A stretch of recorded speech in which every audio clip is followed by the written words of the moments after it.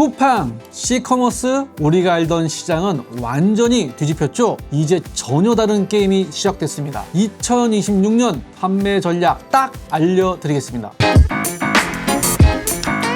안녕하세요, 안소장의 머니연구소입니다. 2025년 이커머스 시장을 한 번에 정리! 2026년 어떻게 해야 살아남는지, 마지막으로 소싱까지 2025년 이커머스의 판을 가장 뜨겁게 달고 있던 이슈들부터 알아볼까요? 바로 커머스 플랫폼의 연이은 보안 개인정보 이슈입니다. 쿠팡의 개인정보 유출, G마켓의 무단 결제 등을 비롯해 주요 커머스 플랫폼들이 연달아서 개인정보 관리, 보안 정책 관련 논란에 오르내리면서 소비자들의 기준이 완전히 바뀌기 시작했습니다. 예전에는 싸고 빠르게 이것이 기준이었다면 2025년 이후 소비자의 판단 기준은 보다 안전하고 신뢰할 수 있는가? 이것으로 이동했습니다. 이 변화는 단순한 불만 수준이 아니라 이른바 탈팡처럼 일부 고객들이 계정을 삭제하거나 결제 수단을 바꾸는 등 실제 행동 변화로 이어지고 있습니다. 즉, 보안 이슈가 시장 전체의 소비 기준을 바꾸는 전환점이 된 겁니다. 이러한 이슈들로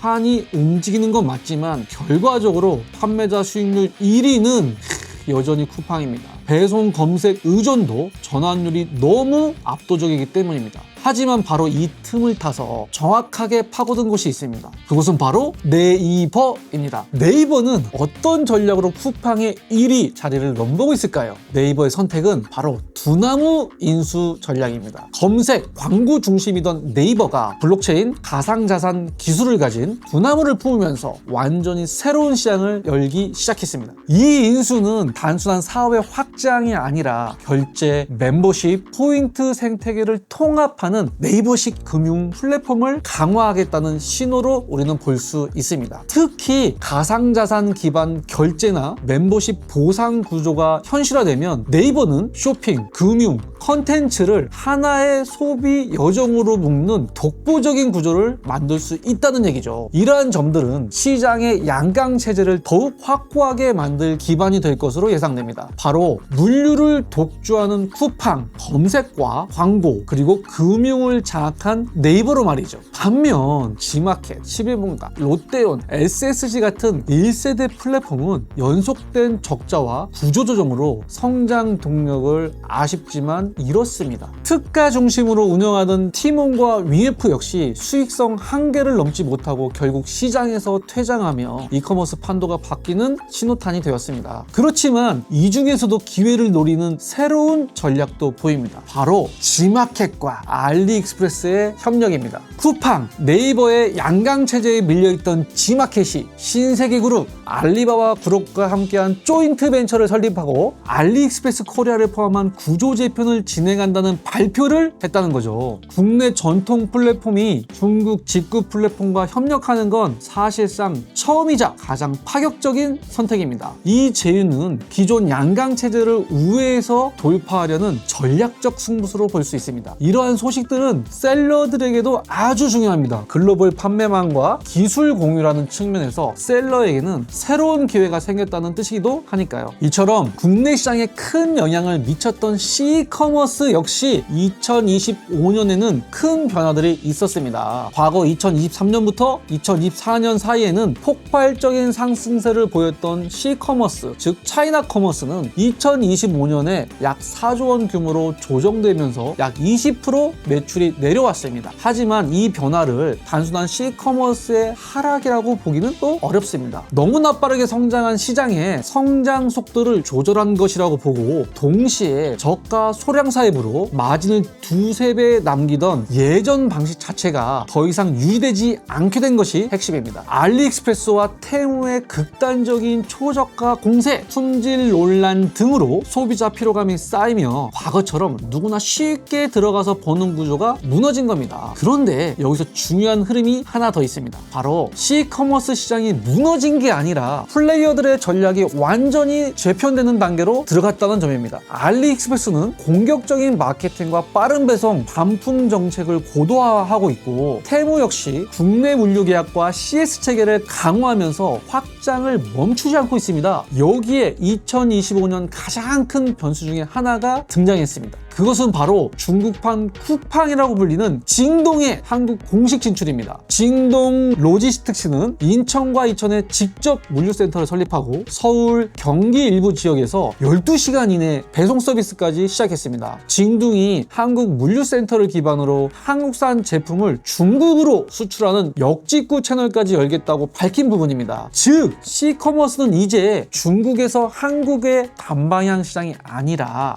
한국에서 중국으로 확장되는 양방향 시장으로 변하고 있습니다. 국내 셀러 입장에서 보면 그동안 진입 장벽이 매우 높았던 중국 10억 소비자의 시장을 직접 공략할 수 있는 새로운 루트가 생긴 셈입니다. 그러니 우리 셀러들에게는 이 흐름을 단순한 하락이 아니라 C커머스의 2차 성장기, 재평기로 보는 게 더 좋겠습니다. C커머스의 성장세가 한 차례 조정되면서 그 빈자리를 가장 빠르게 채운 건 콘텐츠였습니다. 2025년은 콘텐츠가 구매를 직접 주도하는 시대가 본격적으로 열린 시기입니다. 이 흐름을 이해하려면 먼저 소비자의 변화부터 봐야 합니다. 앞단에서 말씀드렸듯이 2025년은 보안 이슈가 시장을 흔들며 소비 기준 자체가 싸고 빠르게에서 안전하고 믿을 수 있고 가치 있는가로 바뀌는 해였습니다. 그런데 소비자들은 이런 가치 요소를 어디에서 확인할까요? 그것은 바로 컨텐츠입니다. 리뷰, 쇼폼, 라이브, 브랜드 스토리 영상 같은 컨텐츠가 브랜드의 철학, 품질, 경험을 보여주는 가장 강력한 도구가 된 거죠. 이러한 변화를 이해하려면 우선 2025년 K커머스 서밋의 핵심 키워드인 발견형 쇼핑을 이해해야 됩니다. 이렇게 가치 기반 소비가 커지면서 소비자들은 브랜드의 스토리나 사용 경험을 영상 콘텐츠를 통해서 확인하려는 경향이 강해졌습니다. 그리고 이 지점에서 발견형 소비가 폭발적으로 확산됩니다. 사람들은 더 이상 검색창을 열지 않습니다. AI 추천 피드, 쇼폼 영상, 라이브 방송을 보다가 자연스럽게 구매로 이어지는 구조가 만들어졌습니다. 유튜브와 인스타그램에 이어 카카오톡까지 쇼폼을 도입하면서 국내 이커머스의 상품 마케팅은 컨텐츠 경쟁 구도로 완전히 전환되었습니다. 이제는 영상을 보고 해당 상품을 인지하게 되고 영상이 상세 페이지를 대체하게 된다는 거죠. 결론적으로 고객이 영상 하나로 제품을 이해하고 바로 구매를 결정할 수 있도록 짧지만 구매까지 가능한 영상을 꾸준히 만드는 게 강력한 판매 전략이 된 겁니다. 그렇기 때문에 셀러분들 중에 영상 제작이 가능하다면 쇼폼을 가장 효율적인 판매 채널로 활용하는 방법도 꼭 생각해 두면 좋습니다. 근데 저는 영상 제작을 해본 적이 없고 못하는데요? 이런 분들 계시죠? 그럼 AI를 활용하는 방법도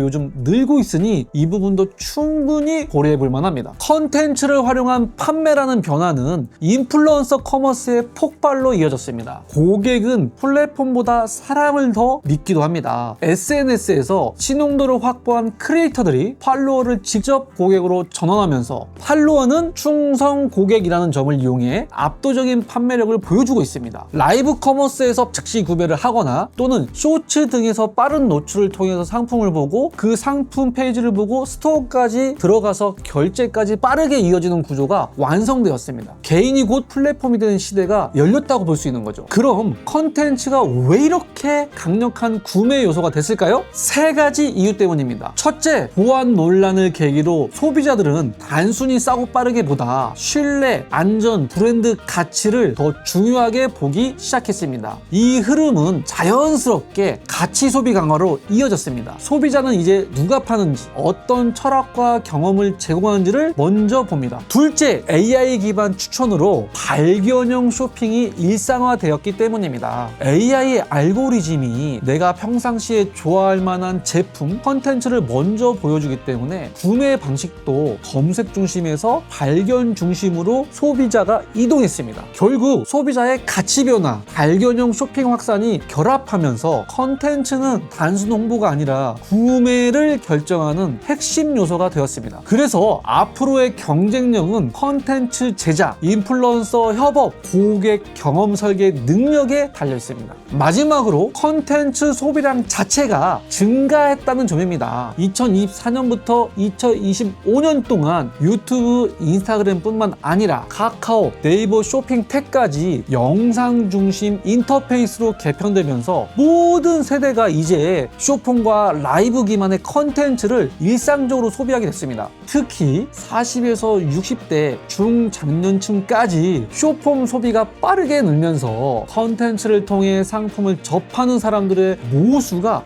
크게 확대되었습니다. 즉 이제는 특정 세대가 아니라 전 세대가 컨텐츠로 상품을 발견하고 구매하는 구조가 된 거죠. 정리하자면 2026년은 어떤 셀러가 선택받는지가 분명하게 갈리는 해가 될 겁니다. 그래서 개인 셀러가 준비해야 할 핵심 역량은 4가지로 압축됩니다. 첫째, 운영 신뢰도 높이기입니다. 리뷰 관리, 빠른 답변, 정확한 배송만 지켜도 보안 이슈 많은 시장에서는 오히려 신뢰가 큰 무기가 됩니다. 둘째, AI로 효율 높이기입니다. 상세 페이지 정리, 이미지 제작, 숏폼 초안 만들기까지 요즘은 대부분 AI로 기본 틀을 쉽게 만들 수 있습니다. 혼자 하는 셀러일수록 AI 활용이 체력 세이브에 큰 도움이 됩니다. 셋째, 짧은 컨텐츠도 하나라도 꾸준히 만들기입니다. 잘 만드는 게 중요한 게 아니라 고객이 제품을 발견할 수 있는 길을 만들어 놓는 게 더 중요합니다. 마지막으로 4번째, 판매 채널의 분산 투자입니다. 쿠팡이든 네이버든 시커머스든 한 곳만 바라보면 리스크도 같이 따라오니까 가능하면 다양한 판매 채널을 테스트하면서 하나씩 늘려가는 게 안전합니다. 오늘의 소식을 키워드로 보면